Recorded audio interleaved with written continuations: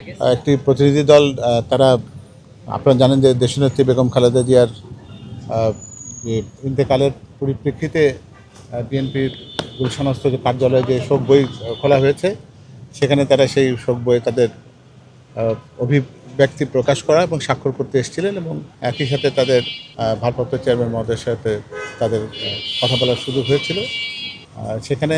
আর এর সাথে এর আগেও টেলিভিশন ওনার্স অ্যাসোসিয়েশন যেটা তাদেরও প্রতিনিধিবৃন্দ তারা এসেছিল এবং তারা একই সাথে শোক বইতে তাদের অভিমত এবং তাদের শোক প্রকাশ করেছেন এবং স্বাক্ষর করেছেন। এখানে মূলত যে কথাটি আছে, যারা এই ঐক্য পরিষদের পক্ষ থেকে দেশনেত্রী বেগম খালেদা জিয়া যেভাবে বাংলাদেশের জাতীয়তাবাদের প্রতি তার যে একনিষ্ঠ অবস্থান ছিল সেটা যেমন তিনি ব্যক্ত করেছেন, এখানে ধর্মীয় সংখ্যালঘু বলতে তারা যেটা বুঝিয়েছেন তাদের প্রতি সুবিচার এবং তাদেরকে সত্যিকার অর্থে বাংলাদেশের নাগরিক হিসেবে যে সম অধিকারের যে প্রত্যাশা ছিল সেটিকে তিনি একেবারে খুবই উচ্চ পর্যায়ে সেটিকে রক্ষা করেছেন এবং তারা আমাদের ভারপ্রাপ্ত চেয়ারম্যান জনাব তারেক রহমানের কাছ থেকে সেটি ধারাবাহিকতা প্রত্যাশা করেছেন। ওনার সাথে আনুষ্ঠানিকভাবে কথা হয়েছে তাদের। তো এখানে উনিও তাদেরকে একই কথাই ব্যক্ত করেছেন। তার কারণে উনি বলেন একটা কথা যে উনি সংখ্যালঘু এবং সংখ্যাগুরু এই বিভাজনটির ভিতরে উনি যেতে চান না।